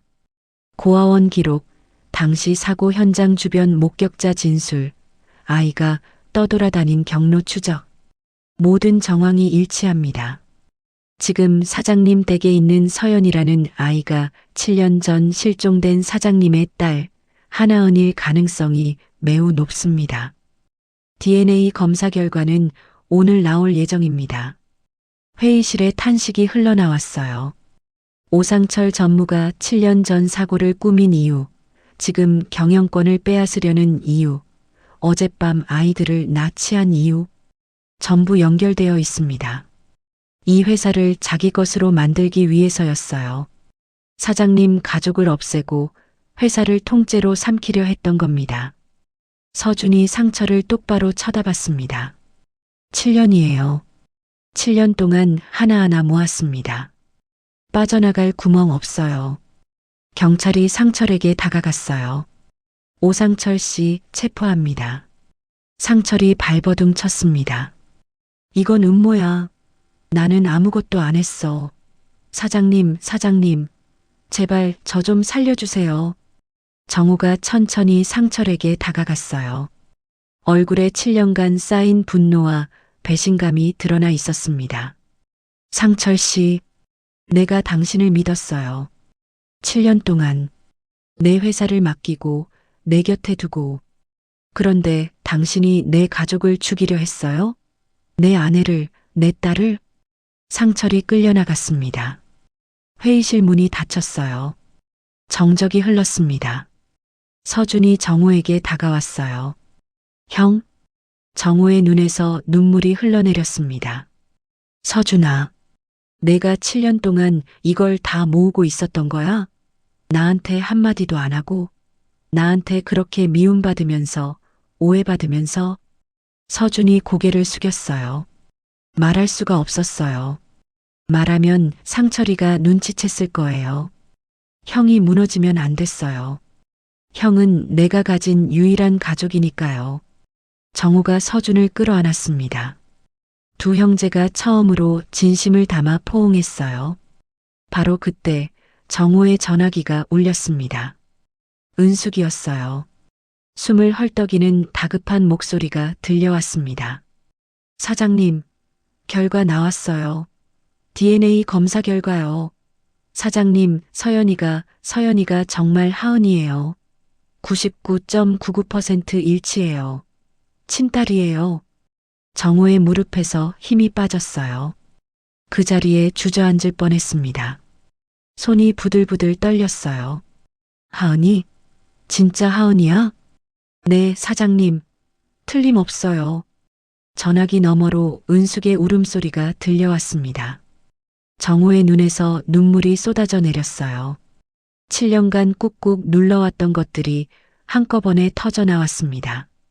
서준이 정우의 어깨를 잡았어요. 서준의 눈가도 젖어 있었습니다. 형, 나 알고 있었어요. 하은이일 거라고. 고아원 기록 추적하면서 모든 정황이 맞아떨어졌거든요. 확신이 있었어요. 서준의 목소리가 떨렸습니다. 형, 그날 겨울에 하은이가 형 집 앞에 나타난 거, 그거 우연이 아니에요. 7년 동안 떠돌다가 결국 아빠한테 찾아온 거예요. 운명이에요. 하은이가 형을 찾아온 거예요. 정우가 서준을 다시 끌어안았습니다. 두 형제가 함께 울었어요. 저택에서는 은숙이 서연을 꼭 끌어안고 오열하고 있었습니다. 하은아, 무사해서 다행이야. 7년 동안 얼마나 힘들었어. 얼마나 무서웠어. 드디어 집에 왔어. 우리 하은이가 드디어 집에 왔어. 서연도 이유 모를 눈물을 쏟아내며 은숙의 품에 안겨 있었습니다. 할머니, 왜 이렇게 눈물이 나요? 가슴이 뜨거워요. 저도 모르겠어요. 민준과 민서도 울먹이며 서연에게 매달렸어요. 언니, 왜 울어? 나도 슬퍼져. 정우가 전화를 끊고 서준을 바라봤습니다. 눈물 범벅인 얼굴로.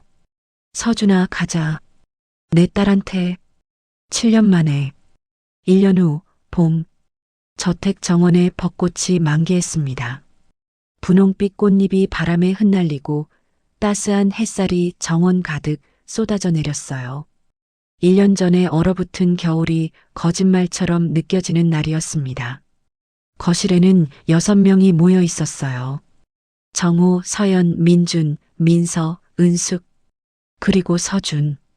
테이블 위에는 커다란 딸기 케이크가 놓여 있었습니다. 빨간 딸기가 수북이 올라간 먹음직스러운 케이크였죠. 서준이 케이크 앞에 서서 환하게 웃었어요. 자, 다들 모였죠? 오늘이 무슨 날인지 알아요? 민준이가 손을 번쩍 들었어요. 눈이 초롱초롱 빛나고 있었습니다. 케이크 먹는 날. 민서도 통통한 볼을 부풀리며 외쳤어요. 딸기 케이크, 딸기 제일 좋아. 서준이 웃으며 고개를 저었어요. 그것도 맞지만 더 중요한 날이야.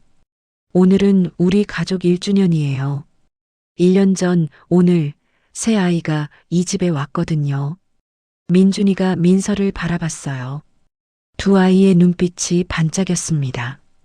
민서야, 우리 1년 됐대. 응, 우리 이제 진짜 가족이야. 민서가 서연의 손을 꼭 잡았어요. 따뜻하고 포근한 손이었습니다. 1년 전 계집에서 얼어붙던 그 손이 아니었어요. 서연이 동생들을 바라봤습니다. 통통하게 살이 오른 볼, 건강하게 빛나는 눈, 해맑은 웃음. 1년 전 파랗게 질려 덜덜 떨던 아이들이 아니었어요. 행복해 보여. 동생들이 이렇게 행복해 보이니까 나도 행복해. 정우가 서연을 바라봤어요. 눈가에 잔잔한 미소가 번져 있었습니다. 하은아. 서연이 고개를 들었어요. 1년이 지났지만 그 이름은 여전히 조금 어색했습니다. 하지만 정우가 부를 때마다 가슴 한구석이 따뜻해지는 건 어쩔 수 없었어요. 네, 아빠. 아빠. 1년 전만 해도 상상도 못했던 단어였습니다. 처음엔 입에서 잘 떨어지지 않았어요. 그런데 이제는 점점 익숙해지고 있었습니다. 세상에서 가장 편안한 말이 되어가고 있었죠. 정우가 서연의 손을 잡았어요. 하은아. 서연이 정우를 올려다봤습니다. 정우의 눈빛이 촉촉하게 젖어 있었어요. 1년 전 그 밤 내가 계집에서 자게 해달라고 했을 때 아빠는 그냥 지나칠 수도 있었어. 그런데 그러지 않았지. 그게 운명이었던 것 같아. 정우의 목소리가 떨렸습니다. 7년 동안 너를 찾아 헤맸어. 전국을 뒤졌어. 그런데 내가 직접 아빠를 찾아왔더라. 그 추운 밤에 아빠 집 앞까지. 7년 동안 떠돌다가 결국 아빠한테 돌아온 거야. 서연의 눈에 눈물이 고였어요. 하은아, 이제 더 이상 누구를 지켜야 한다고 생각하지 마. 동생들 밥 챙겨야 한다고, 아프면 안 된다고, 쫓겨날까봐 무섭다고. 그런 거 이제 다 잊어도 돼. 정우가 서연의 볼을 부드럽게 감쌌어요. 너는 그냥 하은이로, 아니 서연이로 살아도 돼. 어떤 이름이든 상관없어. 그냥 행복하게, 천천히, 아이답게 커. 아빠가 다 지켜줄게. 이제 아빠가 너를 지킬 차례야. 서연의 눈에서 눈물이 뚝뚝 떨어졌어요. 정우의 말이 다 이해되지는 않았습니다. 하지만 그 따뜻한 눈빛을 보는 순간 가슴 깊은 곳에서 뭔가가 녹아내리는 것 같았어요. 안전하다. 여기는 안전해. 이 사람은 나를 지켜줄 거야. 나만 아니라 민준이랑 민서까지 전부. 서연이 정우의 품에 안겼어요. 아빠의 가슴에서 심장 소리가 들렸습니다. 쿵쿵쿵. 따뜻하고 든든한 소리였죠. 아빠 고마워요. 그날 밤에 저희 들여보내줘서. 계집에서 자기만 해달라고 했는데 집에 들여줘서 밥도 주고 따뜻한 침대도 주고. 정우가 서연을 더 꽉 끌어안았어요. 민준이가 달려왔습니다. 작은 팔로 정우의 다리를 껴안았어요. 아빠, 나도 안아줘. 민서도 뒤따라왔어요. 서연의 옷자락을 꼭 쥐고 있었습니다. 아빠가 우리 다 지켜준다고 했어. 언니 들었지? 이제 우리 안 추워도 돼. 안 무서워도 돼. 민서의 눈이 반달처럼 휘어졌어요. 순수하고 해맑은 미소였습니다. 정우가 웃으며 두 아이도 끌어안았어요. 그래, 민준아, 민서야. 너희도 이제 아빠 아이들이야. 한민준, 한민서. 예쁜 이름이지? 민준이가 환하게 웃었어요. 이가 빠진 앞니 사이로 웃음이 새어나왔습니다. 한민준, 나 이제 성이 있어. 아빠랑 같은 성? 민서가 박수를 쳤어요. 한민서, 언니랑 성이 같아. 우리 진짜 가족이야. 민준이가 갑자기 눈을 동그랗게 떴어요. 아빠, 이거 꿈 아니지? 진짜지? 아침에 일어나면 또 계집애 있는 거 아니지? 정우가 민준이의 머리를 쓰다듬었어요. 꿈 아니야. 진짜야. 내일도 모레도 평생 여기서 같이 살 거야. 민준이의 눈에 눈물이 그렁그렁 맺혔어요. 진짜? 평생? 응, 평생. 민서가 서연에게 속삭였어요. 언니, 아빠가 평생이래. 평생 같이 살래. 우리 이제 진짜 행복한 거야? 서연이 민서의 손을 꼭 잡았어요. 응, 진짜 행복한 거야. 서준이 조용히 다가왔습니다. 서연의 머리를 쓰다듬었어요. 하은이는 참 엄마 많이 닮았어. 형수님, 그러니까 내 엄마 말이야. 정말 아름다운 분이셨거든. 웃을 때 눈이 초승달처럼 휘어지는 게 지금 내 모습이랑 똑같아. 서연이 눈을 깜빡였어요. 저 엄마랑 닮았어요? 응, 많이 닮았어. 그리고 알아? 내 엄마가 너를 얼마나 사랑했는지. 내가 태어났을 때 형수님이 그랬어. 세상에서 제일 예쁜 아기라고. 평생 지켜줄 거라고. 서준의 목소리가 떨렸습니다. 엄마는 약속을 지키려고 했어. 그날 사고에서도 끝까지 너를 지키려고 했어. 그래서 내가 살아남을 수 있었던 거야. 서준이 서연을 꼭 안았습니다. 은숙이 다가왔어요. 눈가에 눈물이 맺혀 있었습니다. 하은아, 다시 와줘서 고마워. 할머니한테 돌아와줘서 정말 고마워. 7년 동안 얼마나 보고 싶었는지 몰라. 은숙의 목소리가 떨렸어요. 요즘 할머니는 매일 아침이 행복해. 눈 뜨면 제일 먼저 내 얼굴 보러 가거든. 자고 있는 내 얼굴 보면서 아, 우리 하은이가 정말 돌아왔구나. 꿈이 아니구나 하고 확인해. 그게 할머니한테는 세상에서 제일 행복한 순간이야. 서연이 은숙을 끌어안았어요. 할머니, 저도 행복해요. 매일매일이요. 서준이 손뼉을 쳤습니다. 자, 케이크 먼저 자르고 오늘 할 일이 하나 더 있어요. 정우가 고개를 갸웃거렸어요. 할 일? 정원에 나무 심을 거예요. 벚나무요. 1년 전 계집이 있던 자리에. 서연의 눈이 커졌어요. 정우가 천천히 고개를 끄덕였습니다. 좋은 생각이네. 케이크를 자른 후 6 식구가 정원으로 나왔어요. 1년 전 계집이 있던 자리. 지금은 텅 빈 공터였습니다. 서준이 작은 벚나무 묘목을 가져왔어요. 분홍빛 꽃봉오리가 막 피어나려 하고 있었습니다. 다 같이 심자. 정우가 삽으로 땅을 팠어요. 서연이 묘목을 잡았습니다. 민준과 민서가 흙을 덮었어요. 꾹꾹 눌러야 해. 민준이가 작은 손으로 흙을 다졌어요. 나무야, 잘 자라. 민서가 묘목에게 인사했습니다. 은숙이 물을 뿌렸어요. 서준이 나무 옆에 작은 팻말을 꽂았습니다. 가족의 나무. 우리가 시작된 곳. 정우가 서연의 어깨를 감쌌어요. 1년 전 여기서 내가 떨고 있었어. 이제 여기에 나무가 자랄 거야. 우리 가족처럼.